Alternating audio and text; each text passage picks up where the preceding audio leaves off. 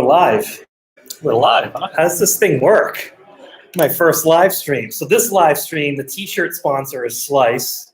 I'm gonna try to do a t-shirt sponsor. My goal from now on is to be casual and to have some Insurtech insurance company send me a t-shirt every week and have that be the t-shirt sponsor. I'll give you a social survey one. There you go. So I'm surprised I don't have one yet. What are you waiting for? All you have to do is ask. So all you have to do. We are at Insurtech Connect, hopefully. Not Insurtech. No. No. ITC, PCI, FBI. I'm like completely confused. ITB, Insurtech Boston, our hometown, home of the Boston Red Sox, former world champs. No, they're still technically world champs. At least for another week.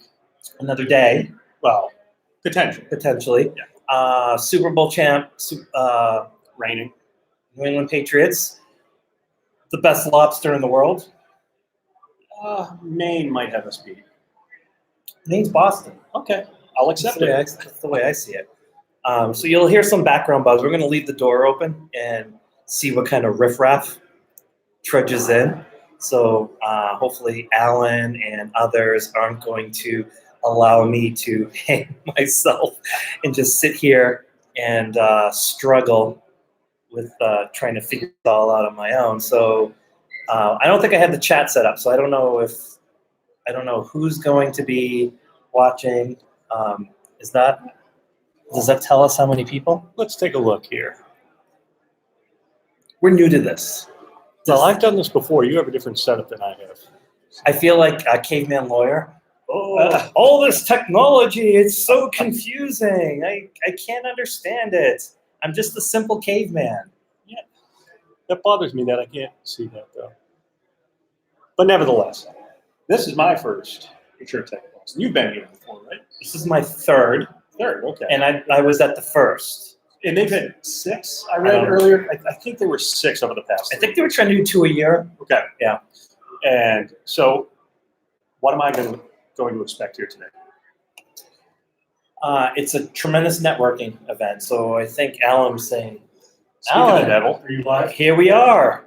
Come on in. Should we grab a seat? So we were just talking about. I just came in to see if you wanted anything. You guys you're all set. Can you get me dinner? I get the food you're walking around. Yeah. You want a burger again? No, it's okay. That's okay. So Insurtech Boston, this is the face for Insurtech Boston, for better or for worse. This is the face of Insurtech Boston. I shouldn't be chewing gum. So what number episode or what number? 6. 6. This is the 6th iteration. And how many tickets did you sell? It's always about 300. We keep it around. That's probably like too big for 2 technology guys like Mike and I to even be trying to do. Yep. Well, you want to make sure you see people. That's true. I don't know, like these things. I mean, it's a skill set, and we're not in the event business. But maybe you should be. Maybe you could have fooled me. Maybe Caribou should worry a little bit. No, we love Insurtech Boston, but Ask Cody happens. That's the mission. That's the technology. This doesn't happen without Ask Cody. Like that's the audience that sort of seeded this. Although, when you get someone saying, "How big is the Insurtech Boston group?" It's like, all right, maybe there's too many accelerators out there now. If that's the leading question. So I was at the first. Yeah. One of the big differences between then and now is what we just bumped into on the way over here. Safety insurance. Young kid just started. Insurtech coming in. AXA XL. Like the big players, the actual incumbents. I saw are here. Hub. Yeah, the incumbents are here. There are a lot of large insurers coming. I think what they like too is they don't feel like people are going to just sell them. They can sort of approach this at their own. We don't do vendor booths. We don't do. It's sort of, it's networking. It's organic. If these startups tell some story that's compelling, they're going to get web traffic. People are going to go seek them out. They're going to want to have a conversation with them. And that's sort of the the impetus of all this. So the safety kid just started. He doesn't even have business cards yet. Okay. So he comes in and he's like, I'm kind of new to the industry and this is my first time here. But gregarious, because good firm handshake. We start talking, and he's like, "What's insurance nerds?" So we start talking about insurance nerds, and oh, we do a podcast, and we're live streaming, and he's like, "Podcast, insurance. I don't think those go together." And describing to him, like, this is why we got it started, was that insurance is not this boring monolith that everyone makes it out to be, is extremely important. That's a big part of why it is that we do this. And there's stories too. Like everything's got a story. So I deal mostly with engineers. You could talk to engineers.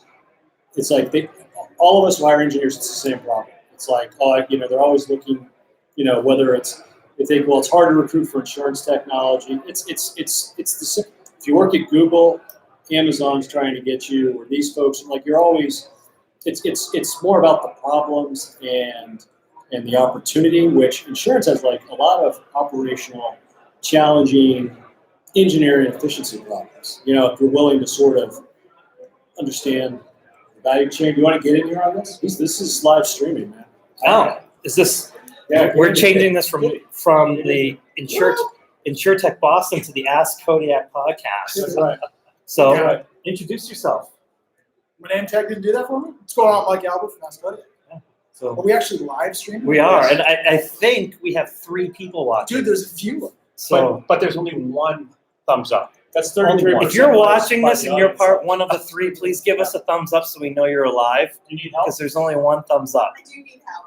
Alan, you want to help? I'll come help. All So right. they did it. Oh, It went up. It went up.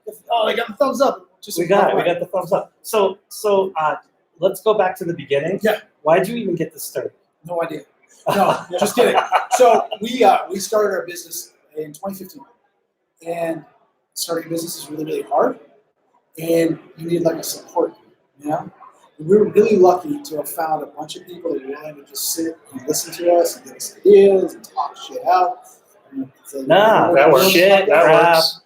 And we just had this sort of revelation as we were talking to a lot of these people that they were all working on problems that were sort of tangential with each other, and they didn't necessarily know each other. So we did the first one on Cinco de Mayo 2016 as a chance to bring a lot of these people who might not otherwise know each other together. And it was like a little more low budget than this. We borrowed office space from our friends at F Prime. Jay Farber kindly lent us their office space in Cambridge. My wife she was out there checking people in. She made cupcakes, went to BJ's and bought It was a Corona. family Dude, affair. Loaded like Corona cases into the back of my truck. We got burritos from Anna's Taqueria because it was a private office, so you didn't need to sweat the catering like you do a real thing. And we did it just to connect people and started to look at it like, hey, we want to try to give startups a lot of the same opportunity that we had to just find cool people to talk to, and there's really nothing more than that. So we're a lot of events. It turns into like a pitch contest or some kind of like startup competition or performance. For us, it's really about just helping people get a leg up, meet each other, have fun, Just getting the people get together. excited about the industry. Love it. Rising tide lifts all boats. I love it. Now it's 300 plus people. It's been this way the last couple of times, and it's really awesome to see. Yep. It's like this many people care about insurance. It's kind of these guys aren't coming this way now. I wish I could flip the camera. There's like a big stream of people coming in. You can It's tell like- they're all wearing the puffy vests. Ask Kodiak is the Pied Piper of That's what we do. Insurtech. That's what we do. We left the flutes at home, but it's true. So, I mean, I remember the first one I attended, and I was like, this was great. It was like I got to. It was here. It was here. So I guess I didn't come to the first one. It must have been the second one because it was in the fall. And what I loved about it was I had this burning sensation. It wasn't food or anything. It was like I really want to aggressively attack these problems. I have no one to talk to. And I come to this event, and it's like they're the same way. They want to talk about these problems too. And it was fantastic. And as much as it's talking about problems, it's getting excited about solving them. Because I think as an industry, we love to like talk about problems way too freaking much. What really gets us fired up is figuring out how to move on to the next problem. It's not about working groups and discussing things till everyone's face turns blue and they get so sick they leave the room. It's like, let's figure this out. Let's figure it out fast. If it works, it works. If it doesn't, we try something else. We're moving on. Yeah. The excitement is contagious. That's the conversation we had at lunch today. So we were with a little group of insurance professionals, and I brought up how I think the best thing that the tech industry has brought to insurance is not the tech. Yeah. It's the mindset. It's the agile development, product market fit, things the insurance industry has never done. The insurance industry has always been that waterfall type of when we start selling on day one, it's a scalable product before they've even figured out, well, will anyone buy this thing? Precisely. We did a survey. Precisely. That's not how it works. Opportunity is fleeting, man. And if you're not quick on your feet, you're gonna miss it. Yeah. Plus, it's expensive. You screw that up. You've now spent 2 years building a product that nobody really wants, or isn't differentiated from your competitors, so you can't sell it. You've managed to turn the battleship, but you're headed for the shore. So good luck. Yes. So to me, that's the best part. And to see so many incumbents coming in, like, yeah, we need fresh ideas. We need fresh solutions. That's fantastic. Totally. Thanks for doing the pods, Natalie. The pod from the pod. The pod from the pod. We're in pod 2. Pod 2. So live podding in pod From 2. the pod. So now you got 4 likes, but only 3 viewers. So so we need Somebody liked it so much they bounced. we need to get more viewers. We're trying to get a steady stream of people to come in. Everyone's imbibing and feasting, but we promise we'll have a steady stream. We're going to find some folks to come in. Yes, absolutely. So Alan had a list of folks that have already agreed to come over. Great. But I'll pin somebody down there. have the Axe XL guys come in, because I'm pitching them anyways for business. I might as well put them on the hot seat. So Thanks for making me a part of this. Congratulations on the podcast. back high five. With the I won't do that one yet. We'll do the classic shit, Mike. I'll send somebody else in. Thank you. So always the problem in a live situation. What should we talk about? For the 4 people. See, you're all worried about this live stuff. Live's where it's at. We need to get more live action in the nurse community. That's my opinion. Okay. Get it out there live. Believe it or not, like when we're together, we actually have very stimulating conversations. So we should, They can't. without the pressure of the live camera, we should try to like recreate one. You can't recreate it though. That's the problem. It's like we have a guest. You know? Insurance nerd. Let me back Come on out. in. How you doing? I'm How you very doing? proud and insurance geek. Well, we're live Fantastic. on YouTube, so why don't you have a seat? Absolutely. Hey, David, how you doing? Doing great, John. Thank How you. are you? Pleasure. Okay. So we have a sponsor for Insurtech Boston, Boston Mutual. Yes, thank you for having me. Who am I This is talking to? exciting. This is I'm David Mitchell. I'm in charge of external affairs and corporate communications for Boston Mutual. And even though we've been around for 128 years, we started in Boston in 1891, actually, to be a progressive insurance company for the working class of Americans. And so we've been able to keep that up. And with this great Insurtech opportunity here, we wanted to participate, be a proud sponsor, and get involved. Okay. So you're exactly the type of person I want to talk to. So how old is 128? 128 years. 128 years old. Okay, so that must, in this day and age, that must bring about an intense amount of pressure. In 128 years, a lot of legacy can sort of calcify within an organization. Yeah. So how does a 128-year-old company manage their technology, change their product line to make sure it's fitting?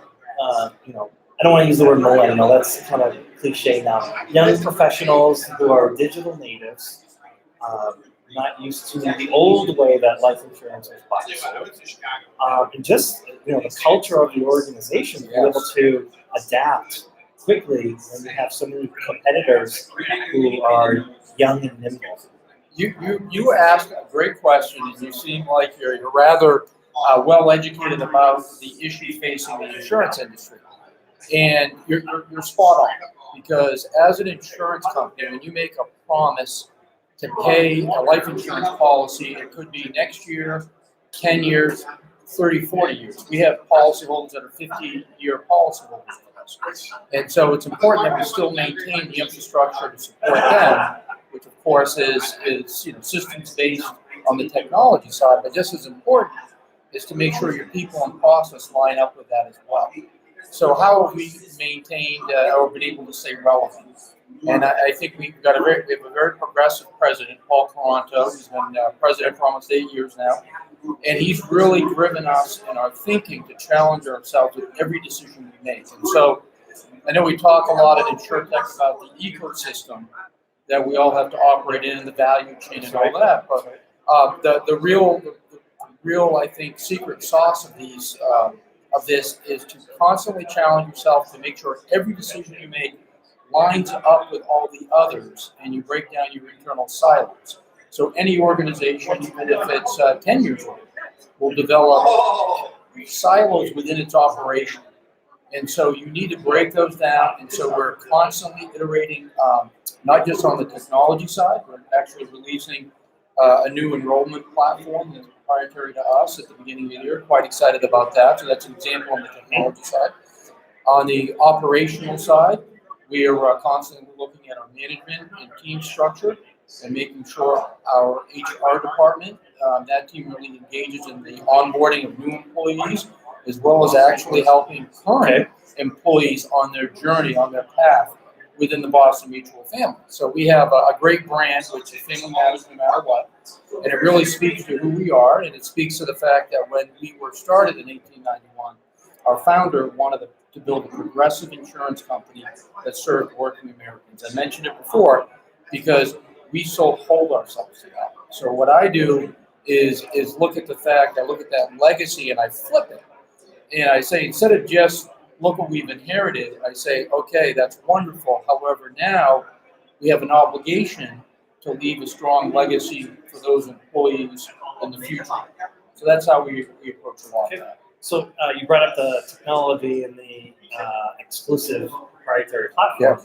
So how is it that you were able to do that? How much was internal drive? Oh, yeah. How much was you better bring in some outsource, some experts in some of these areas? Like you don't have to give away secrets, but No, I'm very proud that's of what probably we've very, done. very challenging Yes. for those that are listening that are also in 100-plus-year-old companies. Yeah. How does a company roll out that sort of technology? It's you're sitting here with like a list of the best questions to ask somebody. I've been doing this podcast for almost 3 years. So Oh my God. It's the same question. That's great. That's great.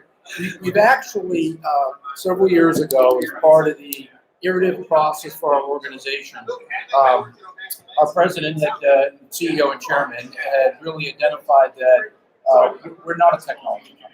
No surprise, right? We do insurance. We should focus on the manufacturing of insurance policies, the fulfillment of that promise, which is very dear to us, and get away from those items that are not at our core strength. So we've actually been outsourcing our technology to a great partner, Onyx Data Solutions, and they're the ones who are bringing to us agile systems, a whole new way of not just technology considerations to make those final decisions, but also a great disciplined strategic planning process as well.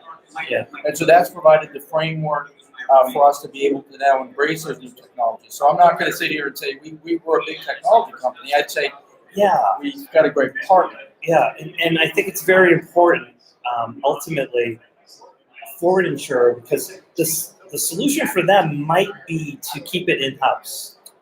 It might be. But in the particular business that we're in, it is insurance related. It is that promise. That is the core piece of it. And to me, it's like, if you're going to keep the tech internal, you better be really good at it. Right? Be willing to invest. Because otherwise, why it would be like, a sports team deciding to in-house something that they like. We're going to in-house our, Yeah, we're gonna make our own T-shirts because yes, what our fans want our own T-shirts. merchandise. Our own merchandise. Yes. Guess what? It doesn't make any sense. No. Be good at what you can be good at, and I think maybe some of the younger companies now that are starting out as carriers have that tech bent. They might want to keep it in-house, but. Exactly. Probably a great place to start for them. It gives them their differential. And then as they evolve, hopefully they'll see, and maybe it's a tech component they do keep, but maybe it's some of the other, maybe there's, it could be the contract, it could be the regulatory side of the house they need help on, and they might outsource that. Yeah. It's interesting the way companies can evolve in that picture. Yeah. So That's great. obviously you live local. Yes. Okay, so I know there are going to be folks that are watching this that are not local, but I still feel compelled to be an obnoxious Bostonian. Oh yeah. Yeah. So absolutely. So let's do a little Bostonian kind of quiz. Out of the 4 sports teams, which one do you follow the most? I follow the one that's in season the most, and right now I know we've got the Bruins and the Celtics and, Yeah, and it's the too Patriots. early. Okay, Patriots, right? I mean the Patriots. It's got to be the Patriots. Unless the Red Sox win the World Series, It's the Patriots. I moderated a panel with the Commissioner of Insurance a couple of weeks ago at the ACLI annual meeting in Boston, American Council of Life Insurance. And I made sure in the first couple of minutes to weave in there, welcoming them to Boston, the home of the champion Patriots, Tom Brady 6 times.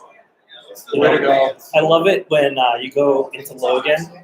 Oh my God. You go down the walking escalator, whatever they call that, and you get to the end, and the governor's voice comes in, Yeah. and they're talking about like how great Boston is, or whatever. And there's a big banner, right, and it says 6-time Absolutely. Super Bowl champion. I'm like, we are obnoxious, We are obnoxious. and that's okay. I think, It's like, don't hate us. No. Love us. Embrace this. Yes. That Terminal C going through Yes. security. They actually, there's plans to expand the terminal because there's not enough room for all the bands. So 2 weeks ago on Twitter, someone took a picture and said, I think there's something missing here. And I'm like, yeah, there's something missing. There's not enough room for all of our flags. That's awesome. That's awesome. You know, I can't even get a good picture of it because there's so many flags. I need like a panorama Oh, to fantastic. get all the pennant banners. So, so usually at the end of a podcast, I'm able to say a proper goodbye. Okay. But this being live, I'm just going to say goodbye and see if I can grab Absolutely. somebody else. Is this the first time you've been sponsoring? No. This is probably, we're into our 3rd year of doing good. it. Oh, so all of them. This has been Maybe around missed for the 3 first years. one. Maybe missed the first couple of ones. But yeah, I've connected with these guys a while ago. I love the mission and wanted to support them. Okay. Well, we do a formal podcast. Let's get you on and let's talk about the evolution of a mutual carrier from old school to modern day executing with all of the competitive pressures. Let's do that. I love it. Thank you very much. Appreciate it. Okay, we're gonna bring some others in. Call the next one. Go for it. Everyone can come in. I'm Seth. Seth, we never met before in person. Nick Lamparelli. Nick, how are you? Have a seat. Okay. We're live streaming. What? Yes. Well, I haven't eaten all day, and this is my 2nd beer, so this should be good.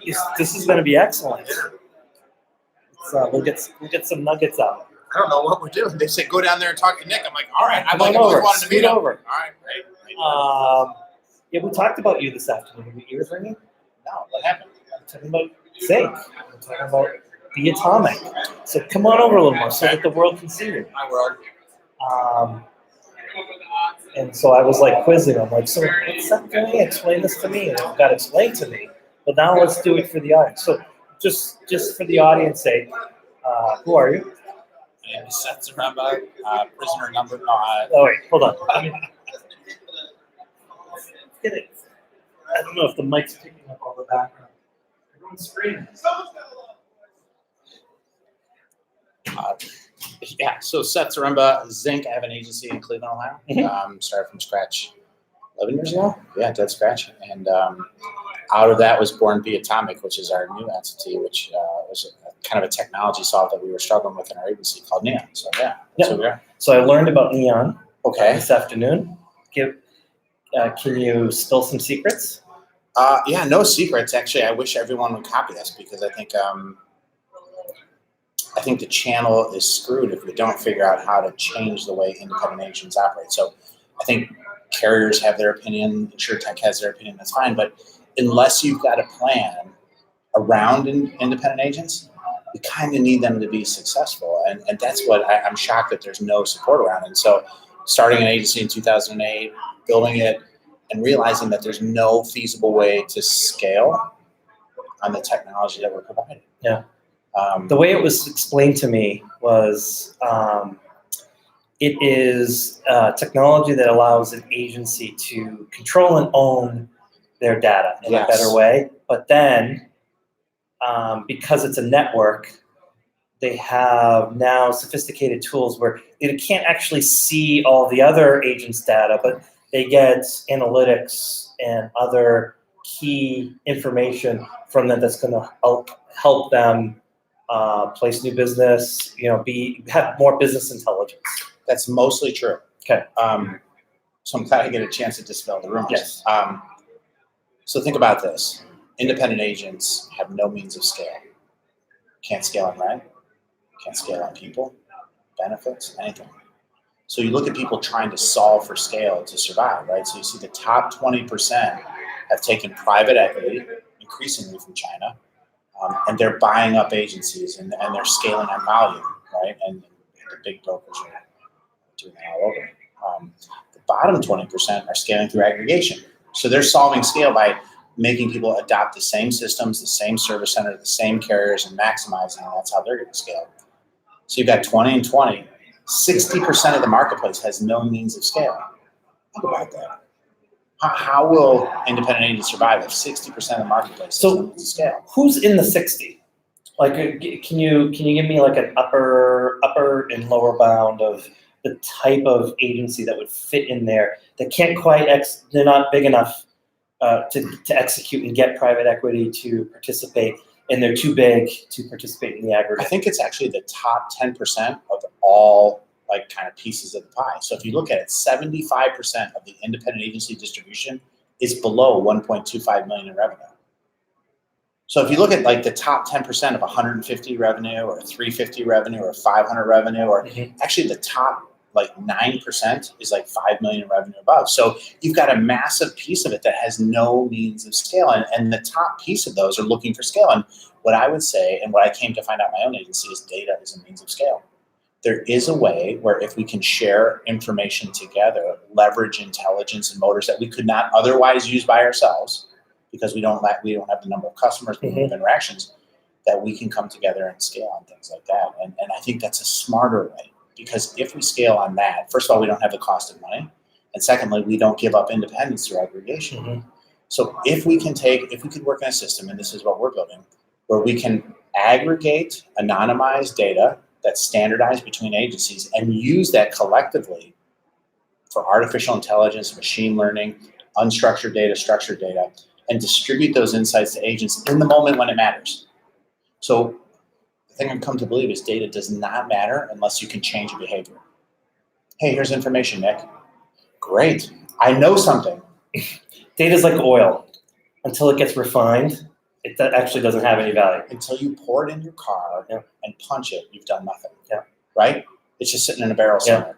So turning data into insights that can change the behavior of a service person as they're picking up the phone, a producer as they're walking into an account, an agency principal as they're about to make a decision about what to do with their business. If we can put information, data, and insights that they couldn't otherwise collect on their own, but in the aggregate they can, in front of them in that moment, I think independent agents can win.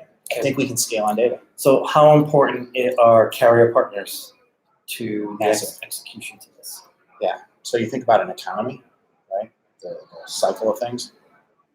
Agents are bearing unjustly the cost of innovation. Hey, here's my solution. Fix this, fix this, fix this. I call it stacking teacups all the way to the ceiling. Hey, here's another thing, and another thing. And you know what? When we're just down at the floor level or at waist level or at shoulder level, we're like, yeah, this isn't so bad. But as we get closer to the ceiling, we have all these technologies we're stacking. And eventually what happens is we fall asleep and it teeters. And so carriers have to play a part of this. Think about this. Carriers are they're making $1 trillion hedges on a part of the business where they have no insight. They don't know what the customer does. They don't know what's happening inside of an independent agent. But they're sitting there buying third-party data, aggregating it, thinking about it, and then getting in a room and saying, hey, Nick, what do you think? What do you think we should do about agents? What do you think we should do about customers?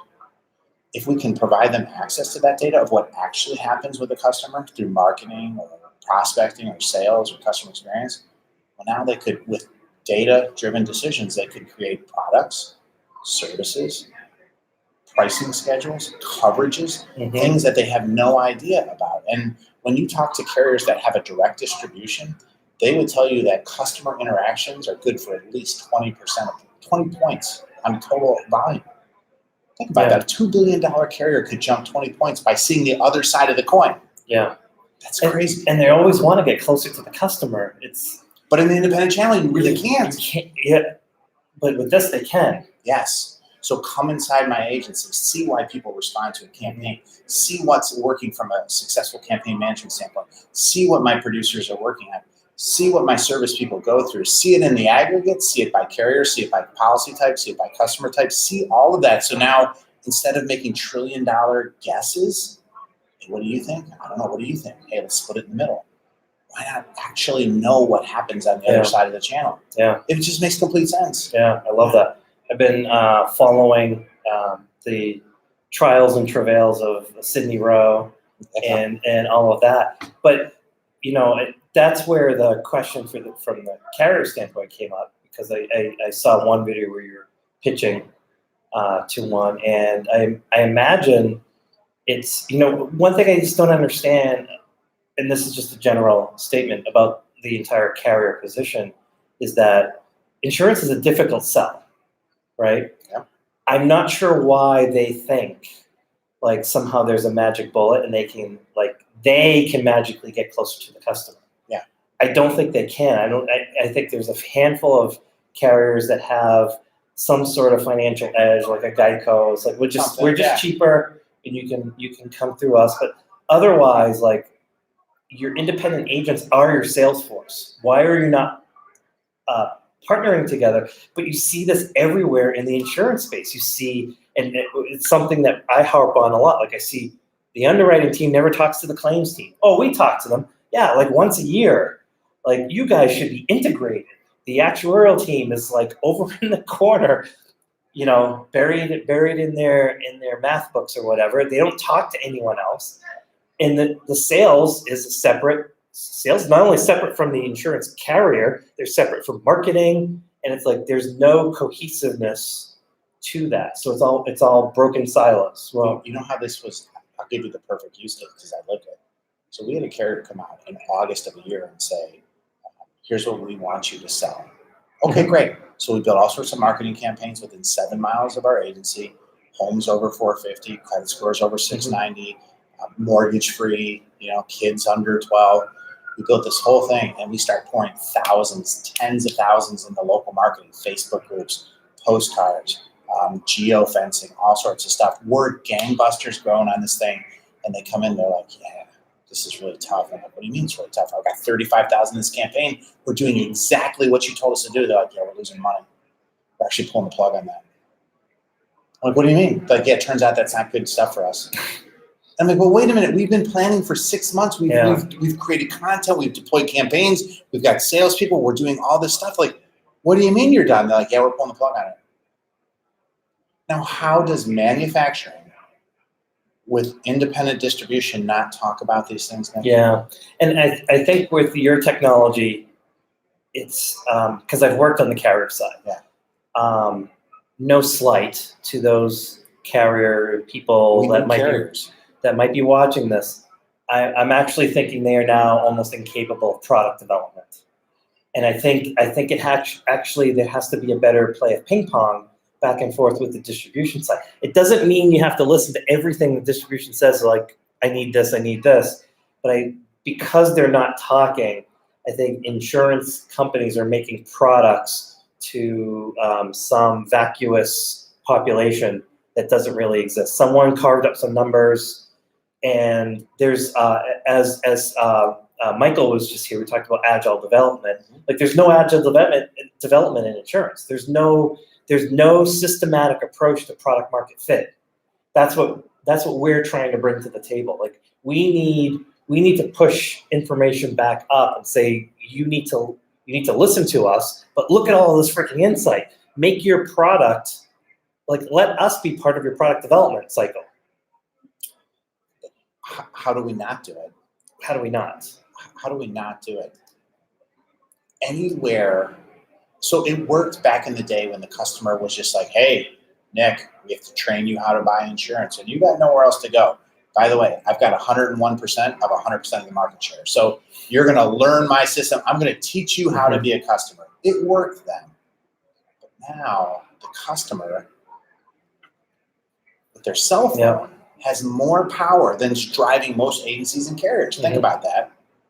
And so if we don't take a unified view of strategy, product development, pricing, delivery, service, customer experience, if we don't take line of sight view as, hey, we're partners on this shared opportunity, and if we don't coordinate the right way, they can push a button and go somewhere else, and they will. Yeah, I come from Ohio. We have 83% of the commercial marketplace and like 30% of personal lines as independent agents. It's happening right in front of us. Yeah. It's time to work together and look like partners. And so, yeah, I don't front on carriers. Carriers are a big part of the solution. As a matter of fact, in our model, carriers are 50% of the solution. We have to go at it together. Shared line of sight on a customer who has more power than both of us is the only way we win. Yep. So I'll leave you with this to get back to networking. Yeah. You're not pissed at us because we beat the Browns this weekend. No. It's going to turn around. Listen, I'm from Cleveland, Ohio. I'm born of heartache and distress, right? And so that said, we always play the Pats pretty well. It didn't look good this week, though. We've got a coaching problem. It's just not working. I think if you toss out 3 consecutive plays with 3 turnovers, it probably would have been a different game. You do have to hold on the ball. Yes, I would say as an our running game, we ran all over you. You ran well, so yeah. Good offensive line play, and I would say you have a few pieces on defense that are like scary players. The Garrett kid was just like, I look at him like I want him on my team. Like he's a. People were questioning in the draft whether he loved football or not, but he is a beast. He is a beast. Yeah. So like all the pieces are there. It's as someone. Before this lucky stretch, hey, listen, it happened. We got it. Yeah. I'm going to live in it. But before that, it's going 10 years longer than it should. Before that, we went 16 years without sniffing anything. And, it's painful, but you can, now that you look back, it's like, oh, well, all the pieces were there. We got the right coach. Thank you. Thank you, Cleveland, for sending us there. We got the right coach. He wasn't good enough for Cleveland. He wasn't good enough. We think we can do better. Yeah. So, but it'll turn around. We root for you. Listen, we have one championship with LeBron. Otherwise, it's been a life of distress and heartache. And, my children came up, and I have 16, 14, 12-year-old children, and they're like, hey, we won a championship. I'm like, don't get used to this. Quit smiling. You don't smile. This is unfair. I'm 47 years old. I've never seen this before. Don't you dare enjoy this because it will go away. I'm protecting you. How much of it is the fan base? Because, listen, every time I go to the Midwest, I just want to go more to the Midwest. People are nice. I lived here, and I moved back there. Yeah, people are nice for the most part. I know there's Ohio nice and Iowa nice, and Minnesota nice. So I know behind your back you're stabbing us, but people are nice. But I wonder how much of what happened, because I think of Cleveland and Detroit, and I just know that would never be accepted here. The fan base would roll over, and they kill Bill Belichick when they're successful. They talk radio. Yeah. Kills him now. Kills Tom Brady. Brady's leaving, even though you have to manufacture a crisis. That's how rough it is. And I almost think part of it with New York and some of these towns, it's the fan base forces the ownership. You must spend money. You must produce a winning team. And is that missing? Is the fan base different than just? It's a Midwest humility that I got yelled at for crossing the street today, and the guy was going to kill me, and he's just I'm like, hey, I'm just crossing the street. And he's just like, yeah, well, welcome to Boston, And I'm like, all right. Up until World War II, and by the way, we won the championship in '46, the Browns. But after World War II, it just stopped in Cleveland. I mean, the Lake Erie ceased to be important from a shipping standpoint. Boston has always been important from a shipping standpoint. it's just, we lost steel, we lost jobs, you lose all those things, and I think it just beats a man down. I think it beats a man down. Interesting. A distress and heartache this town of Boston has never known, right? Like even in your bad years, it's like, oh, we only had one championship this year. One of our teams won a championship. We did know it. It was 1776. You know, there was an army here. Yeah. You know, but once we kicked detached. them out, it was kind of growth. Listen, mad respect, but like that, our 1776 was like 1979. Big respect for what you're doing. Yeah, you too, man. Appreciate it. I love the stuff that Sydney does. That was Sid's a beast. Sid's a beast.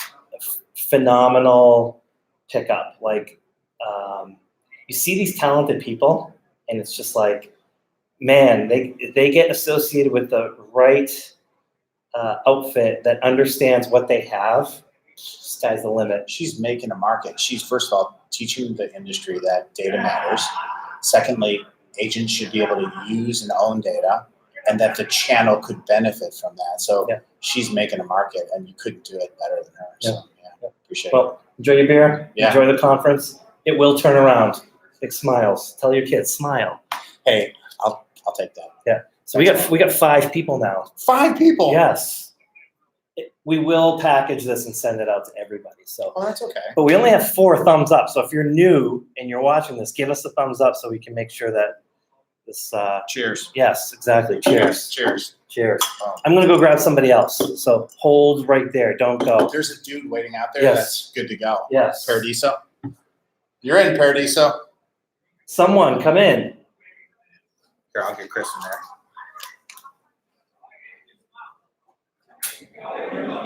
Hey, Chris, you're up. There's like a whole group of people outside. I should just bring them all in. We should just have a party. But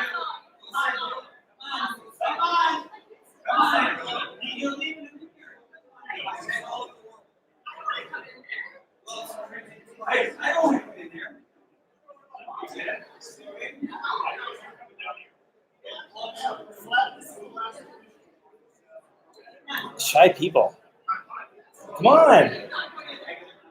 Chris.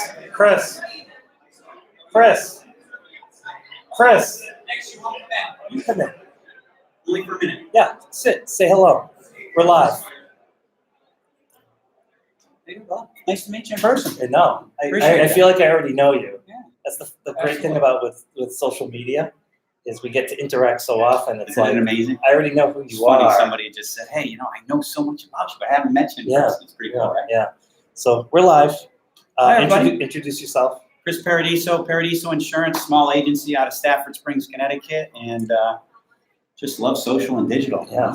Full disclosure, we are now in business together, and I think we have a couple policies on the books together. What's wrong with that? Nothing. There's Full disclosure. There's more coming. It's called transparency. There's more coming. Just to let you know, kind of.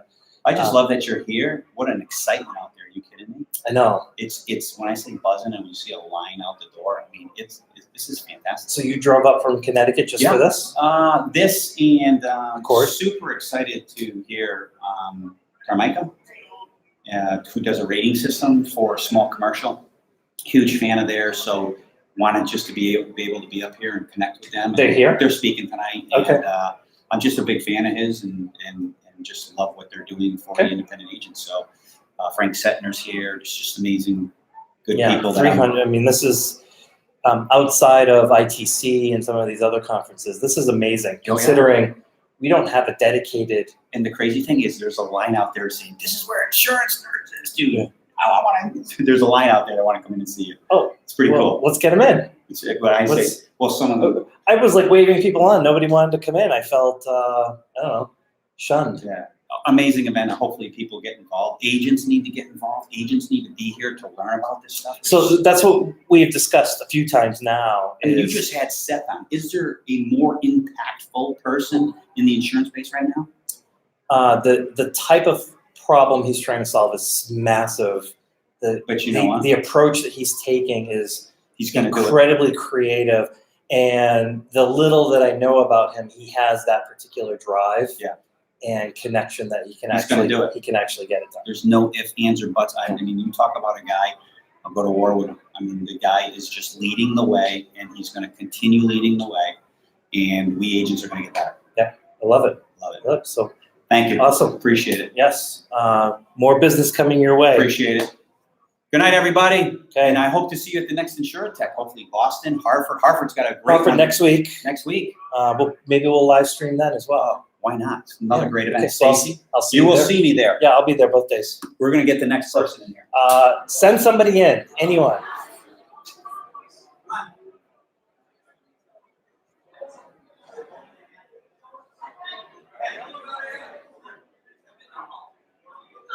He's shy. He's not shy. He'll step right on in.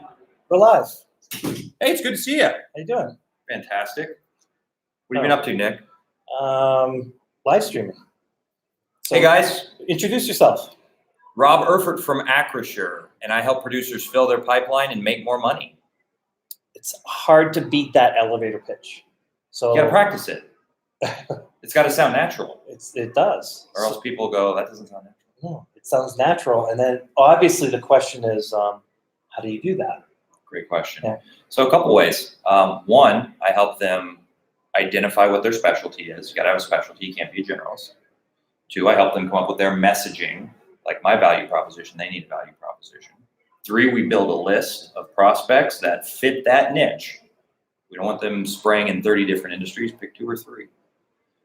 Then 4, we come up with the action plan. You got to do something. You've built all of your materials. Now, how do you go to market? Is it the phones? Is it direct mail? Is it email? Is it something more digital? Google AdWords.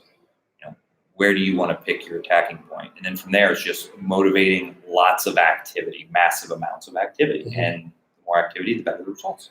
You said you brought up direct mail, Mhm. and I was a little surprised. Mhm. Does that actually work? Sure does.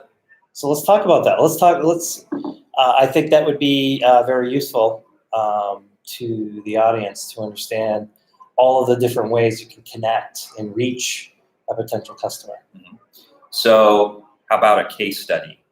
Okay, I love case studies. So 2017, second half 2017, we took a list of 300 accounting clients. So this is insurance. We had accountants, professional liability.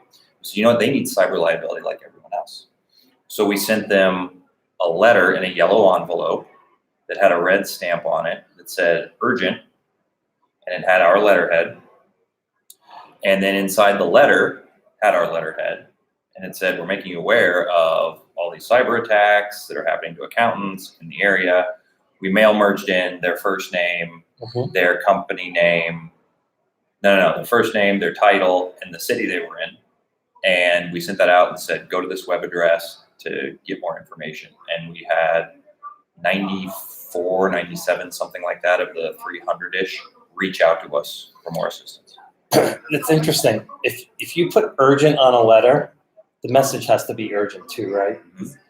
There can be a disconnect. If you say urgent, I can save you 15% on your car insurance. Sure. They might actually be upset. It might diminish the brand value. Yeah. Now, as existing clients and us saying urgent, there's been a lot of cyber breaches, it did not diminish the value. In fact, it got a lot of positive engagement. Interesting. How do the modern technologies work? Google AdWords, Facebook. I still, from my sense of it, is that most people still don't know what they have there, how to use it optimally. Yeah, so optimization is the key word with those technologies because they're very expensive.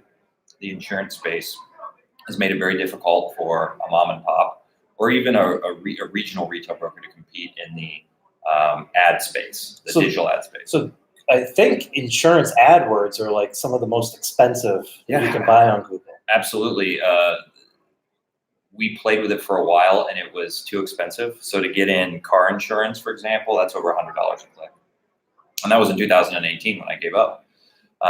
So to get in that space, really, it's a place where the directs play. You know, your Geico's, State Farms, sure. Big All big, states. big balance sheets, Absolutely. They can billion play in dollar that budgets. space. They can play in that space. So are there any for niche businesses? Are there still opportunities in there if you were doing like Yeah. cyber for cannabis farmers? Yeah, Niche. so one that we've had a lot of success with is buying ad space for an amulet program we have. What's that? Great question. So an amulet are the ambulance, I don't know if that's singular or plural, the ambulance you see on the freeway that Yes. doesn't look exactly like an ambulance from a big hospital, but it's got a siren on it and it's a big wagon. Those are privately owned ambulettes that are for hire. So you got in a rural area, they might not have a hospital nearby, but they've got ambulettes and they'll come get you. It's like Uber when you're shot. Wow. So Google AdWords worked for that. Yeah, we've had a lot of success generating it. Okay. Yeah. In Okay. that space. But there's others where it's been a total bust and a catastrophe. So the best advice if you want to get into that space is hire a professional and have a budget. There you go. Are you based locally? And I'm in the Northeast. I'm all over the Northeast. Oh. Yeah. Not from Boston. Not from Boston. You can't tell by the accent? Do I have an accent? No. Do I? No, you don't. How about that? We're so lucky. Where are you from? Columbus, Ohio. Okay. But I work out of New Jersey. So that's fantastic. I'll let you enjoy your beer. Get Yeah. back to the networking. Great meeting you, Nick. Absolutely. Have a great show. Well, Acroshore, we'll be sure to have you on a podcast. That's it's a topic I don't think we've delved into enough. So we'll definitely attempt to do that. We'll talk to you soon. Okay. Thanks, Appreciate it. Thank you. Who's next? Who's the next victim? Hey, Who's the next victim? I guess I'm the next victim. Everyone's saying we got to talk to the insurance nerds. How you doing? What's going on? We were on the panel together in Insurtech I Boston. remember. Yeah. Are we live already? Is this like We're live. Say hello. Hey, what's up? See, I actually wore a shirt today because that way, if it's a video stream, then they can see the logo. Yeah. Well, that's great. And show your badge. Oh, yeah. Let the audience know who's speaking. So this is John Lincoln from Varuna. We are an agency management system, and I'm on with the nerds apparently. Yes. You know, Live streaming to. I think the number here is times 1,000. 4,000 people. All right, everybody. I've seen you everywhere, by the way. Every time I go to an event, I see you. I don't know why I say hi, but I see you. Well, you should say hi. I do. I should say You hi. shouldn't ghost me. I should say hi. You were in Insurtech Connect? I was. Yeah. Yeah, that was a zoo though. That was a zoo. That was a struggle because there were so many people. It was just impossible to get from one place to the other without bumping into people you knew. In a way, I kind of hid. It's like I couldn't handle the crowd. The line was absurd. Yeah. The line, like, all the way to the end. So, what's up with your MGA, man? That's going well. Is it going Yeah. well? Because I remember I first heard about it when we were on that panel in Insurtech down in Hartford. Yeah. Yeah. We're killing it. I think we have the opposite problem that most have. We have more business than we can handle. Yeah, because you're specializing in flood. Yes. Yeah. Yeah. So now, like, we get more people approaching us for flood, but now we get people approaching us for wildfire. Like, if you can do flood, can you do wildfire? Which we can, but it's a challenge. How do you? This is not. We're just chatting here, right? How do you handle? Well, we're live. Live, Yes. but in chatting. There's Yes, no. we're chatting. There's no agenda agenda. There's on no this. agenda. How do you handle? This is a question for all business, not just you. But when a client says, "Oh man, if you did fire, I'd buy that," or wildfire, then at what point do you say that's a market I want to open up? And what point you're like, you know, it's not my niche. Like, how do you know when it's something you want to address or not? It's a really good question. Because I look at it and for me, it has to have very distinct characteristics. One is, what are the other options that are out there? If there are no options out there, if, like with wildfire in California, all the big markets are pulling out. So you have a lot of folks that are just like, we can't find coverage. Right. Right. It's like flood in Cape Cod. Yeah, or flood in Louisiana. Yeah. Better in Louisiana, but yeah. It's hard to find coverage.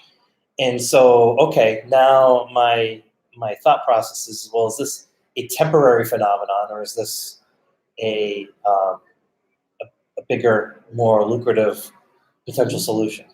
With like wildfire, I think there is a potential solution. Mhm. I mean, something long term, Right. right? Like I'm seeing situations where, you know, an AIG or a Chubb in the private market, you know, fairly big home. I'm seeing properties where they're getting quotes that are like 4 times the expiring. Wow. Yeah. Wow. And so there's an opportunity there. So it's like we should explore this. So as an MGA, you want to explore it, and now you got to go find the markets to then provide it to the brokers who are in that area trying to get wildfire. Yeah. So one of our, I would say, proprietary solutions. Be careful pressing that button, by the way. Oh, this is a button here. Yeah, we have. Sorry. We're on video as well up there. I See? thought this was a USB thing, but it's actually a button. It's a button to my It's a camera. button to the camera. I'm sorry. I'm not Yes. screw that up. So one of our proprietary solutions is we talk about like agile development and product market fit. And all that. We have a method to kick the tires of a potential market without having a scalable product. Okay, so you can offer it even if you're not offering it broad-based. You can Yes. say, let's try it, see if it works. Yes. And you can do that with certain carriers, like you have a relationship with those carriers, So to speak, yes. so to speak. Yeah. I wouldn't say carriers. Carriers Okay. traditionally would not be very open to this. So Right. sometimes you have to leapfrog them Okay, and go to someone else and then work backwards. But it's worked well in flood I'd like to hear more about that. Yeah. for So us. the flood, why did you decide flood? I'm not interviewing you. I'm curious. Same thing. It was in full disclosure. When I started to realize the first time I realized there was a problem was Hurricane Sandy.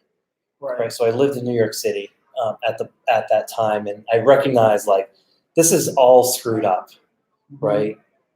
You know, and I didn't get any when I asked questions to professionals in insurance about why are we not solving this problem, the answers I got were not satisfactory.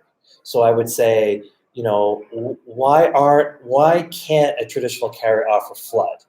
And I would have insurance professionals that have been in the business for decades say something like, well, the reason why flood isn't sold or a carrier doesn't do it is because, you know, they're worried about too many claims in a single event.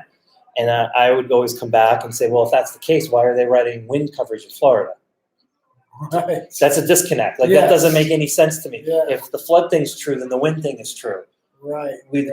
There should be nobody in Florida that's getting wind coverage. So it didn't register with me. And the more I looked at it, the more I realized, wait a second, there are some valid reasons why flood is problematic, but it's not nearly as problematic as the market thinks it is.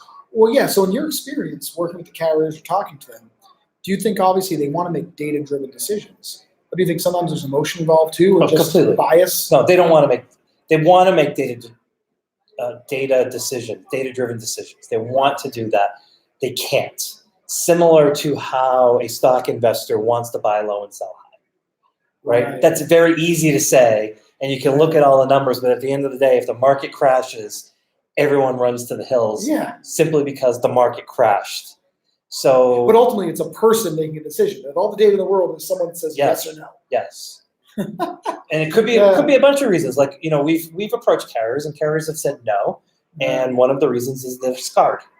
They had a bad experience. So like there's one, it's almost like, you know, I had a bad experience in a past relationship, Yes. so I'll never date redheads again. You know, redheads are crazy. Well, and you're like, well, there was one redhead that you dated, and that's the crazy person. Not all redheads. How many of us have had bad relationships where the scarring from that bad relationship has manifested itself in one form or another in the current relationship? Yeah. Oh, God. Yeah. Of course. Yes. So same thing happens in the insurance world. I will hear things like, oh, we don't write that line because we had a $20 million claim on a fire. Right. And it's like, but was that fire contemplated? Oh, it was. What I don't know. That has nothing to do with us. What's the problem? Yes. Like the fire was contemplated. You knew it was a possibility. It happened, and what happened is the stock market crashed, and you sold low. Right. Well, that's where human emotions get involved. Yes. Human nature gets involved. Yes. We face that right now with some agencies making decisions on our software. You know a little bit about Veruna, agency management system in Salesforce. And yeah, so we face that right now with a company who got acquired by Applied called Tech Canary. They got bought out and subsequently hurt a lot of their clients in doing so. And now agents of the Veruna like, oh, here's the new girlfriend. What's going to happen here? Yeah, you're you're like, going to treat us the way they treated us. Yeah, then you have to overcome that by saying, well, we're not that sort of. So to me, the opportunity is obviously if you understand that that's the problem, your Salesforce has to be able to overcome that objection. But I think secondarily, your product offering, you must lever down the risk. Right. In like retail parlance, it's like 30-day money back guarantee and buy two, act now, Oh, or I got you. Yeah. make the offering so easy for them and make understand that, hey, they've been scarred. Let's show them that we're going to do everything in our power not to scar them. Earn their trust. Yes. Yeah. No, And at the 100%. end of the day, it always comes back to trust. I would say that across the board for not just software, but insurance and everything. Everything. So with your market right now, I love being interviewed. yeah. Do you love being interviewed? Yes, this is so much better than the other way around. What people don't understand is when you do a podcast, right, and you do it live like this off the cuff. And for those that have watched, like with ITC and Connected Claims, I did these off the cuff. Right. Someone would sit down. I would never have met them before. I didn't know anything Tell about me them. about yourself. And I have to kind of get this thing going. And so that's not easy to do. And so it's a lot of work. As you're answering a question, I'm thinking of the next question. And I'm listening, but I have to listen to your answer While also thinking about what you want to say. because you may say something that may trigger a question. Oh, I get it. So it's a lot of work. Being on this side, it's like, yeah. What do you want to tell me? So Well, next question. I had no. I was told by Chris Paradiso to come in here and talk to you. That's what I was told. Come on in. Is it locked? Oh. All right. Come on We in. locked everyone out. What's going on? So yeah, Paradiso told me to come in, and so I just walked over. How are you as a new company? Your MGA has been around how long now? 2.5 years. How are you making your tech decisions?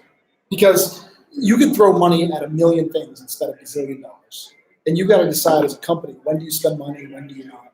not easy. You're a very tech savvy person, so for you, yeah, how do you decide? How do you go through the process of deciding on technology? Well, luckily, one of my co-founders is a tech savvy person, so that helps a lot. Okay. I don't know. What do I do every time there's tech? I play with it. Yeah. How do I make decisions? I'll tell you how I make decisions. A demo is not enough for me. My attention span is not strong enough to withstand the demo. But I can tell you what I'm really good at, where I think I can bring the most value to the vendor as well, is give me some riskless way to kick the tires. Okay. That's extremely important to me. I need to play with it. I need to be able to say like, oh, I don't like this, or this is never going to work. And it always takes me a little bit of time to warm up to the software, because usually I get in, it's just like, okay, I don't know what I'm doing. But sometimes I get in, I don't know what I'm doing, and then it kind of clicks, and I'm like, I see what they did here. This is brilliant. It didn't make sense at first, but now that I play with it, this is well thought out, and sometimes it takes a little bit of time for me to kick that tire. It's funny you say that but I'm glad you're saying that, because at Veruna, we're trying to figure out, we do demos all the time with our software. It's doing that webinar where people are just like watching. And people can only absorb so much. And then we want to give them the ability to just do a free trial, or do a demonstration of it, just play with it, which I love the idea of. And we have done that in some cases. Then there's the challenge of, because our product's pretty big, to just let them in blindly, they're going to get lost easy. And so now is that you provide them some training first, and after you go through some training, then get the demo, because you being a tech savvy person can go in and just tinker and figure it out. Some people go in and they would just tinker and go, this is too difficult, because they haven't been trained on how to use it. You see what I'm saying? I think there's a delicate balance. Yeah. Because I would say most tech, when I get in, I'm lost. Yeah. We're testing an agency management system now. Right. I get in, and it's like, I don't know what I'm doing. Right. Right. So I reach out to the kid on the team that knows what he's doing. I'm like, Okay, how do I enter a policy again? Show me this. Right. But I need to do that a few times before I realize I like the way this works, or this isn't going to work for us. Right. This is a problem, and I need to bring this up to the vendor to see if are we doing it right, are we doing it wrong, or is there another way? Voice my concerns so that they understand that this could be a deal breaker. Well, that's the big thing is, as a vendor, the goal is to make the solution as easy for the end user as possible. But when you have a complex solution, making that easy with no training is very hard. Yeah. As an agency management system, I you respect try it that. out. And so like you said, it's that kind of, we want to let you try it, but we don't want you to get so lost that now you're having a hard time and you're frustrated with it. We're like, no, it's just because you did no training. You were given a product, no training. So here's the thing. You can come in. Come on, you're next up. Next up. You can sit. John? Oh yeah, what's going on, Nick? What's going on? This We've is what met happens before. when you're live. Whatever. I just Guests come in. Next on the show. I just wanted to see if you knew anything. If you needed anything. I'm good. And he knows nothing. That is. You asked if he another knew anything. lie. Now, The you answer knowing is- nothing may be another thing. Jennifer Overhaul said you know nothing. Yes, I gotta tell you, you're the one who told me to call her Mousy. Mousy. Yes, I Okay. gotta go. We're tell live, her. so I don't know if that's supposed to get out. I have to go now. Have another wine. Do you need anything? I'm good. That's where I came in from. I'm good, thanks. The other thing is, in my company, I am a decision maker, right? So I can kind of push the envelope. And when I worked on the carrier setting, I was a champion. So me tinkering with it is extremely important because I can provide valuable feedback. But I'm just one of many decision makers, and you still have to navigate through that. So any good size agency or whoever you're working with, there's probably multiple decision makers, and so what works for me is not going to work for someone else, and that becomes a problem for you managing that sales. That's why I always tell Insurtechs, right? Like, I think one of the biggest problems that you're going to face is selling because it's complex. Well, and I don't mean to interrupt you, but you're hitting a nerve here. Is getting back to what we said earlier, how people are human emotions and what you've felt from the past, you bring to the front, right? And so sometimes I've given people a free trial of our product, and it's gone well. And there's been a few, and one in particular I can remember, where it was a free trial, and they probably spent 20 minutes in the system. It's too difficult. I can't figure it out. Yeah. You're like, well, there was no training. You didn't take the time to learn how to use the product. And then it's like, okay, well, if we want to blend in the demo, do we require training before you can actually do the demo? But then people say, I don't have time to do training. You're like, well, it's a chicken or the egg. You got to learn the product if you want to be able to play with the product. So this is a critical part of the whole Insurtech movement is that that's part of the distribution that actually makes or breaks the product. Right. That's how you design your sales mechanism is part of the product. Right. Unfortunately, Yeah. right? I know you just want to build the best tech and write the best code and make it the customer experience as great as it can be. But if you don't add that sales element to it, it's not going to get to the right people in the organization. And unfortunately, there are people like me that like to kick the tires. I like to. Yeah, and, no, and I that's great. don't mind getting a little frustrated. Right. It's helpful because if I can overcome my frustration and I see that it's like, wow, this is a really good product, I'll be your biggest champion. Right? But then there are going to be others that as soon as they're frustrated, like, I give up. It's too hard.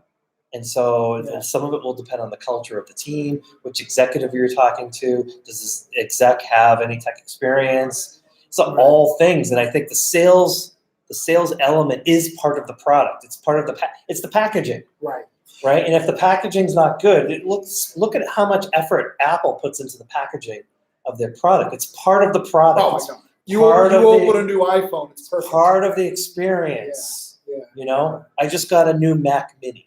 You've seen It was beautiful. Yeah, you open it up and almost could feel the suction from the box Yes. opening. I know you're talking I got a about. little plastic thing. I come out. There are no fingerprints on it. It's a work of art. How do you make the sales process a work of art? I don't have the answer, but I think as much effort for these Insurtechs when you're out there. There needs to be as much effort on the sales process as on how we're writing our code, What's our stack look like? Like the sales is just as important. Well, and yes, I agree with you. And another thing we're doing right now is we're in the process of building a learning management system that we're really focusing on the experience and learning the product, right? Because the learning of the product, going through the modules and everything, that's part of your brand as well, and that's part of the experience. So we're trying to work more and more on that. It's hard when you're a small company. We have only so many resources. Yeah. And then you're a small company too. We run Trying to figure out what do you do today? What's the most important thing today? And it's a constant balance. I mean, we have decisions that we have to make today that are like we have 2 policies that we have to work on, but we only have resources to work on one. One is going to be like a $500 premium. The other one's going to be a $50,000 premium. Which one Right. you work on? So for those on the outside, they're going to say, "Oh, that's easy. That's $50,000 premium." It's not that easy. The $500 premium one goes to a book where we have some degree of control over that book, and we've promised a certain amount of business to it. So it's not that easy. We just work on the big accounts. No, that's not going to work, because if we keep doing that, then we're going to lose favor and trust with the stakeholders that want that small business. We've promised it to them. So we got the same problem. Yeah. Which ones do we work on? It's easy to go run to the big stuff. The big stuff actually carries more risk. Mm-hmm. Small stuff's almost guaranteed. When it comes across our desk, we're going to bind a lot of those. So it's That's a good point. It's opportunity costs. I think you can't escape it. Well, it's also like when we're building our product and you get requests, and 2 agencies are requesting different things. One's a big agency, one's small. But the small agency is requesting something that's more for the total market. But the big agency is going to give you more money for that sale today. What do? Do you build for the global market, or do you solve the problem for that one who's going to give you a lot of money right now? I don't know. No, it's a hard thing. Definitely. I'll let you enjoy the rest of the. Yeah, man. It looks like everyone's getting together, so go enjoy the systems. I will be around. Great podcast. If someone's dangling out there, tell them to come on in. I can send somebody. I'll find something good for you. Hopefully. Awesome. Hey, listen. Thank you. I'll see you out there. Yeah, all right. talk Thank to you, everybody. Talk to you. So it's just us again. There's a group, so they're going over to the presentation side. Going to be a bunch of presentations, but I saw a lot of folks that were coming around, peeking in, wanting to come in. So if you bear with me, I will see if I can find someone and drag them in.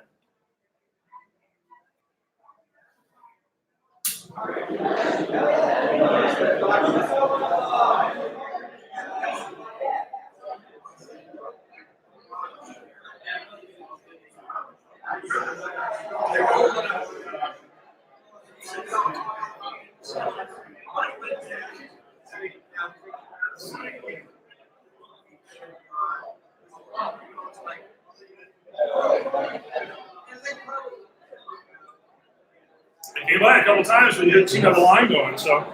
There's a line, and then there's not a line. Oh, you can get a button? So we're, yes, grab one. Oh, man, I forgot to hand those out. Let me grab a Look couple. at me, not knowing what I'm doing. We're live, by the way. All right, okay. No, So I should No good behavior. No F-bombs. Oh, the FCC isn't watching, are they? That's not right. Oh, yeah. I think you can always get into trouble with Yeah, them. well, no, So we run a clean operation at the insurance library for sure. So, Paul, introduce yourself. My name is Paul Tatro. I'm the executive director of the insurance library right here in Boston. So, I'm supposed to be handing these out. Here, Insurance Nerds pins. We got one. I think I'll pin it on right now if that's all right. Yeah, It's going to turn out to be a little upside down. Because I am a certified, maybe we should offer certification, but I qualify as an insurance nerd. You would absolutely qualify as an insurance nerd. You comfortable about that? Absolutely. So, how many of these have you attended? This is my first one, actually. Nice. Yeah, and it's great. It's a really good, vibe. I've met a lot of people. Some folks I've gotten to know over the past couple of years, and some new people. So it's good. Yeah, it's always interesting when you know someone online and then you meet them in person. And it's like there's you don't feel like it's initial conversation. Right. Like, you know them a little bit already. Right. Exactly. You know what they post political things about on Twitter or Facebook, and Yeah. Some of them you want to stay away from. So tell us about the library. Where I'm going to be coming to visit you.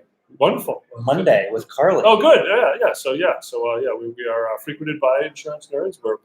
We're a place where insurance nerds can be comfortable for sure. We're welcome into insurance. So I was touting you the other day because I had I can't remember the specific case, but someone asked a question. I think it was live face to face of, hey Nick, how could I find how much premium? Blah blah blah blah. And I said, I don't know. I'm like, we ran into the same problem. I said, you know who would know or who could help you? The Boston Insurance Library.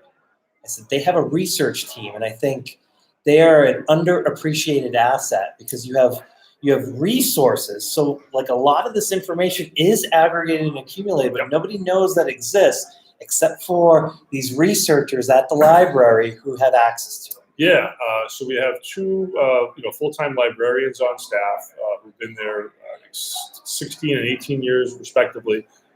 They know the collection well. The collection's amazing. It's comprehensive in a lot of ways, but they can tell you quickly what we have and what we don't have. So if and we're just a pretty remarkable resource for and that happens a lot, that people are thinking about, where can I find this? I'm exhausted, my normal things that I go to, and then if you think about us, then we might have it. It's a pretty good chance we do. And if we don't, again, we can tell you pretty quickly that we don't. And we can also maybe help you find it and point you in the right direction. So these are the kinds of things we offer. How much do you work with the other libraries? So one in particular, St. John's, I was there, very impressed with how they do the things. Davis Library, which is part of the University, the New York University. Very close. We've got a long-standing relationship with them. We know them well; they know us. So we help each other out. Librarians are like that, even though we sort of portray ourselves and position ourselves as somewhat unique, and we are. They're the closest relative that we have, and we have a good collaborative relationship with them. Yeah, I've worked for a handful of very large companies, and I remember thinking, like, these companies should hire librarians because I can never find anything. Like someone needs to be like an asset tracker. Yeah, some do, some have, and some it's since it's not a core function at an insurance company, that it can be something that they could outsource to you. Yeah, it can wax and wane over time. I think I've created a new business model. But also there's been companies that large companies that have had libraries that we've had good relationships with the librarians, and sometimes they get phased out over time. We get donations that way, and so it does end up sort of being closer to a monopoly in some cases than we were before. It's what you talked about too, the idea of just people knowing that we're there as an information resource. And I want to stress too that we have a lot of history, but we're not strictly historic in the sense that we have modern information. We have we're part of organizations that are law libraries, so we have cutting edge information on coverage issues, court decisions, policy development, meaning insurance policy, National Association of Insurance Commissioners proceedings. We have the entire proceedings from what's current going back to 1871 when the NAIC was founded, and again the ability to search quickly through those. That's an example of an information resource. It's all digital. So it's actually an information. I was just about to say, it's an example of an information resource that's actually better searchable in paper because it is available in some ways through databases digitally. But if you search for certain terms, you might just get way too many responses. But if you go year by year and find the spot where a committee or something like that is talking about an issue, you can find what you're looking for. So it's indexed, but sometimes going back and forth between the online resource and the paper resource is actually helpful. So we're in or beyond information age, but it's not all digital. The print isn't completely without use. Yeah. Yeah. So Boston Library is like an institution. Yep. We're actually a 501c3 nonprofit. Okay. And we are supported by our members, donors who they tend to be the same universe, and we're supported also by. I'm a member. Full disclosure. Yeah. It'd be great if folks who are watching this would consider joining. Check us out. Figure out how to use us. We're happy to come visit us when you're in Boston. If you're in the insurance, when I like to say the insurance community, it's not just the insurance business, right? But if you're sort of The ecosystem. yeah. But I mean, you might be with a consultant, a broker. I got into this business through a trade journal, right? So you're not in the business, but you're sort of part of the community. And I even, if you're a buyer of insurance, you're part of the community, right? If you're interested in it, if you're a scholar, if you're a student, if you're studying, if you're taking an insurance course in law school, you're part of the insurance community as far as we're considered, as far as being the library that supports and enriches that community. Yep. So when we come Monday with Carly, we're going to be bringing our cameras and stuff. All right. And we were going to pitch to you. I'm going to pitch it now. You're pitching now. Carly said she has something to, an idea. An idea we want to run by you, but create a documentary on the Boston Insurance Library. Sure. And my vision for this, the way I framed it to Carly, I'm like, wait, don't even say Burns. Ken Burns. Ken Burns, yeah. We're gonna do absolutely. A Ken Burns style documentary on the insurance library. I saw the Prohibition one about 2 weeks ago, and I came out of that saying, we have plenty of stuff. We just don't have the music. So, we have photographs, of the entire. We'll find the music. History of the. I think it's the same thing. Yeah. We'll do that. So I've seen his baseball one. Excellent. Yep. Civil War one was just like classic. That must have been the first one. Was that the first one? I think baseball one was. Was the first it? Okay. One. Yeah. Civil War one was jazz. Classic. He's done a whole bunch, but recently he did Vietnam. Okay. And I've seen other Vietnam documentaries, and this one was by far the most illuminating. Like you go through it, and there's just like a range of emotions that occur. The people that he interviewed, how he interviewed them, the music in the background. It was phenomenal. I was like, I couldn't wait to end my workday and get my kids to sleep because I just wanted to sit and watch the next episode in the documentary. So we want to do that for the insurance library. All right. Well, that sounds fascinating. Look forward to really talking in depth about that. Well, they've started their presentation, so I'm gonna kick you loose. All right. Thank you for wearing the pin. Wonderful chatting as always. Look forward to seeing you. I'm gonna go find another victim. So I say bye to the audience. So the torture chamber wasn't that bad. Maybe I can find somebody. That was fine. Very good. So we'll be right back after this break. There was a line here.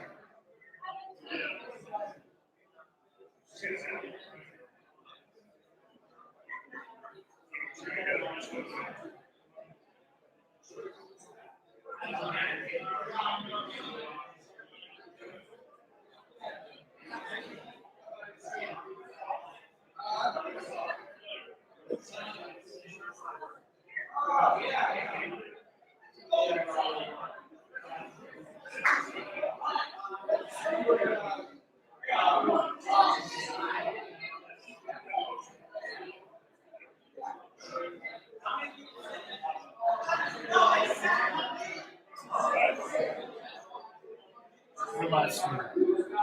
We're live streaming. What does that mean? We're live. Like we're right now? Live. How many people are watching or listening? 5. Really? Yes. How many of them work with you? 5. So we're back. One of my best buds, someone I feel deeply connected with, even though we haven't worked with each other for several years now. But how are things? Oh, you should introduce yourself to the audience. Hi, everyone. Brent Pollockman, Head of Strategy at AIR Worldwide. I've been there about 11 years. AIR focuses on... 11 years? Yeah. Jeez. That's how old we are, Nick. We're not kids anymore. You need to drink more water. Go straight to your head. So we worked together at AIR. We built catastrophe models together. We built solutions. We built communities. We built a legacy. Mm-hmm. What else did we build? So in between that, we played a little softball, a little basketball. We built almost a softball caliber championship team. Yep. And I see Chris Cacuzzo sending a message. So he might Is that why my phone was just blowing up? He might actually be one of the 5 people watching on live stream. That's amazing. So, Chris. Hey, Chris. Give us a thumbs up. We only have 4 thumbs up. Yeah, Give us a 5th one. Show some love. Yeah, or maybe he's one of the 4. Someone's this. Oh, there it is. Yes. Number 5. Nice. Awesome. So we almost had a championship caliber team. Yep. I partially blame myself because I could have won it. Yeah. Bottom of the whatever inning. Someone at first base. Mhm. I'm up, a home run, and we win the championship. And I hit a weak ground ball at third base, and as I'm running out of the batter's box, it's like someone shot me in the leg. Complete hamstring blown out. I'm limping down. Didn't stretch. I was dehydrated too. That was a hot day. It was a bummer. So head of strategy. Yeah. What's going on in the Insurtech world? What are you focused on? So me specifically, so like I said before, Or anything. It could be in general. You what do don't I have to- focus on in general? You don't have to get into specifics. Okay. Or you can get into specifics. I don't know. I'm a very detail-oriented person. I don't want to get you into trouble. We're out live. That's No true. F-bombs. Yeah, okay. So, I mean, I don't think it comes as any shock, but, AIR is developing models that fall outside the realm of natural disasters. In fact, like the way we talk about the company now is it's along the lines of extreme event modeling. So, Pandemic flu. cyber attacks. There's always a renewed focus on terrorism. So, things along those lines are things that fell outside of my former purview within supporting the capital markets because those risks weren't necessarily making their way through cat bonds to ILS investors. So it's a lot of it takes up a lot of my attention because it's an opportunity to learn for that I'm wasn't formally familiar with within the company. Yeah, but it always seems like the natural disasters pull you back. Of course. So It's they're not they haven't gone away. Right? Yeah. Like they're still very legitimate risks, very very severe. and it's funny because it's not funny. It's interesting Mhm. because I always felt like wildfire was like we pretty much understand it, and then I keep hearing from brokers how we can't get any significant capacity for wildfire.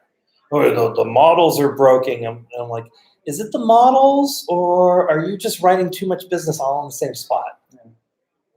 There's a big difference. Yeah, I feel like the models are doing a pretty good job. Yes, of course. It's some of the validations that we've Yeah. looked at. Yeah, so it's these events just keep occurring, and there's just always going to be a need for it.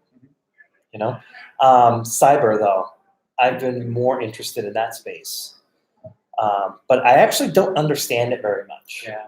Because I'm still trying to wrap my head around like how the hell can you model that? Like it's like trying to model a traditional fire, like for like a homeowner's policy, except you have arsonists all outside your property. How do you model that when you have the human element of, someone trying to invade you and you trying to shield your property? So what do you know about cyber? Not too much, not enough to put myself out there on live No? television to find people. I mean, I understand that unlike other perils, so cyber insurance isn't data rich because the products are very new and nascent, and people are still figuring out exactly how to structure these things.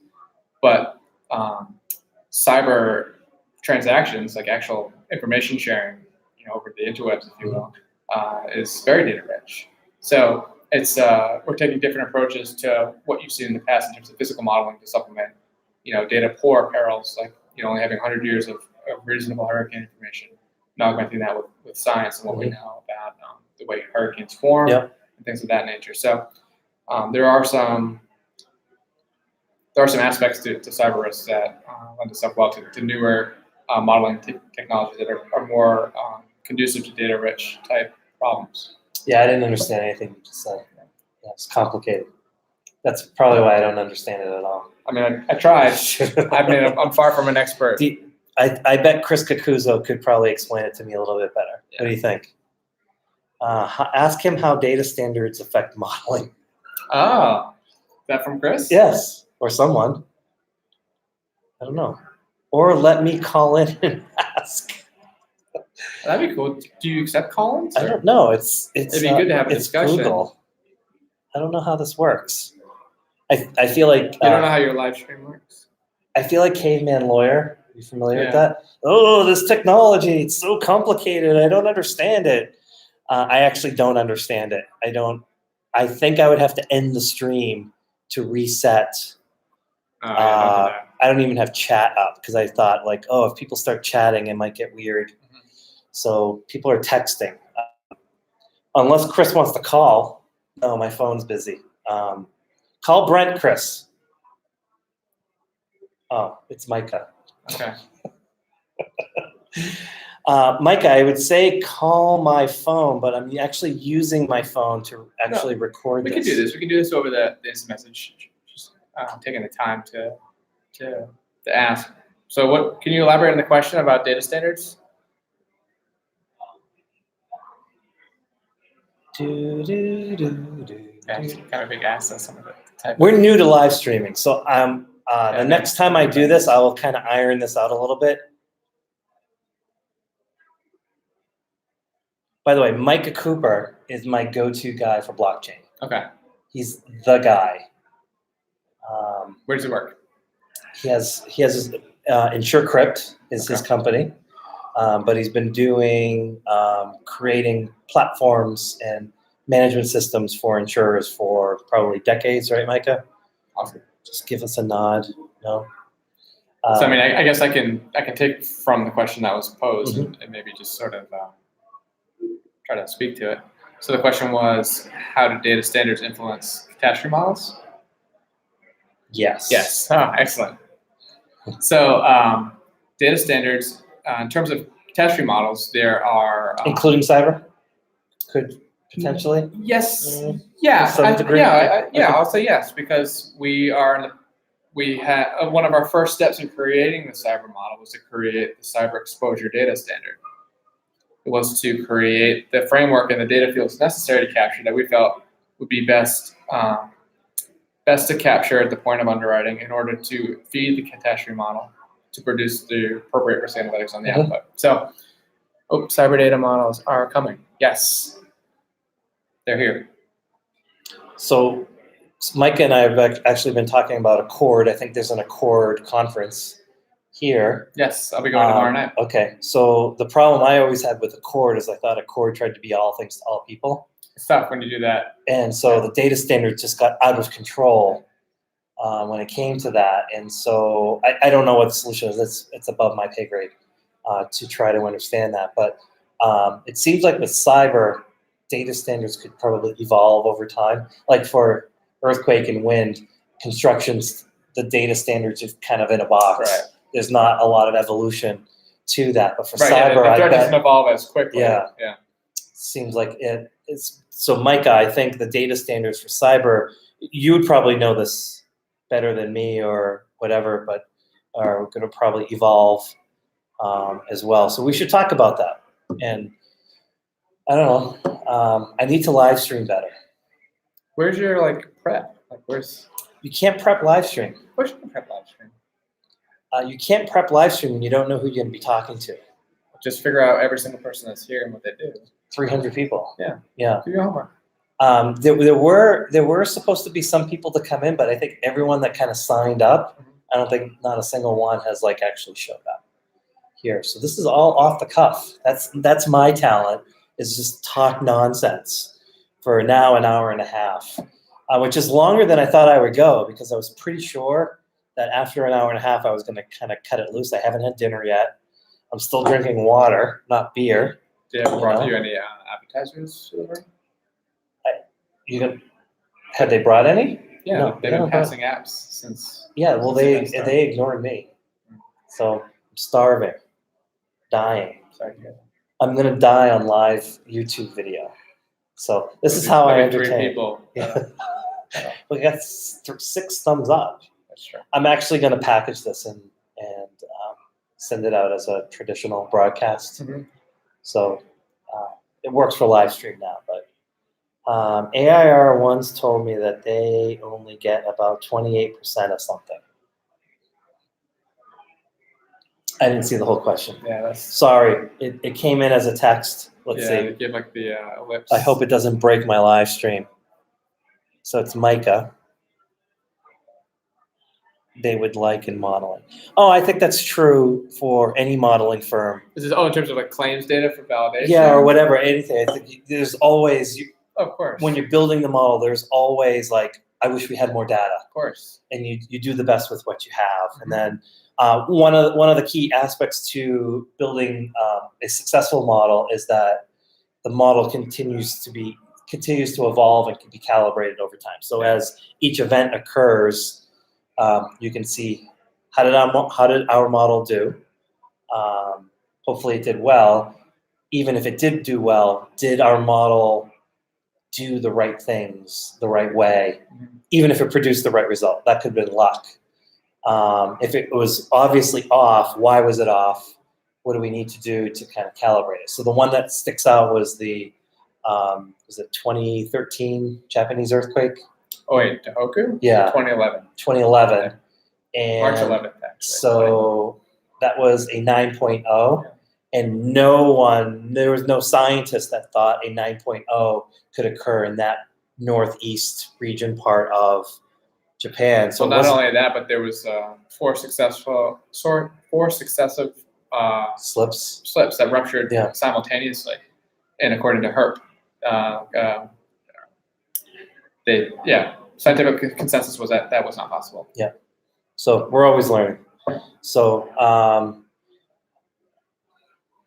and the Joplin F5 tornado. Micah likes that event because he actually almost got hit by it. So he was there when that happened. That's scary. Saw all the storm clouds. Micah, I'm sorry, I forget the gist of the story. I don't know if you made it to a shelter or the storm bypassed you, but he was at a point where if just a few minutes later he would have been in the direct path of it. Have you been to Joplin? No, I haven't. Yeah. So when we traveled across the country, Joplin's right off of the Route 66 area of the country. So when you're going down the major highway, you'll see signs for Joplin. So I couldn't help. It was 2013 when I moved to California. I couldn't help but stop. I saw Joplin, and it was this exit, not 5 miles away. It's this exit. Yeah. I got to get out, and I drove around, and there were still properties where there was just a slab.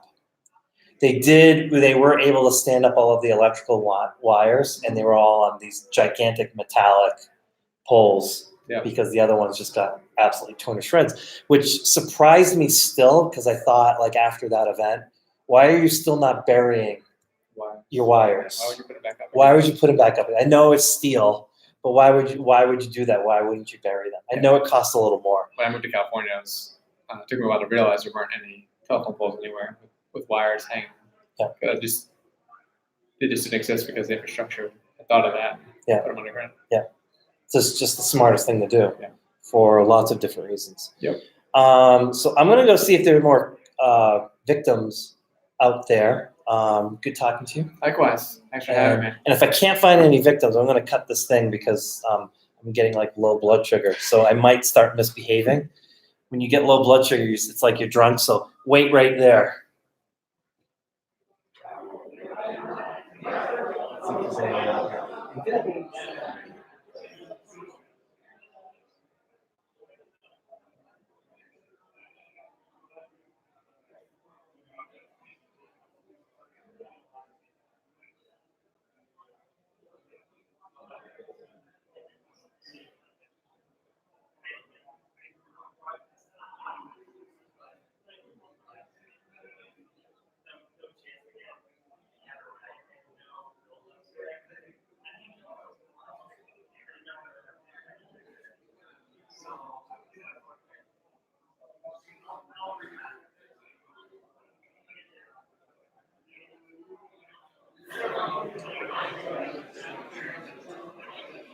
So everyone, thank you for attending my live stream, all 6 of you.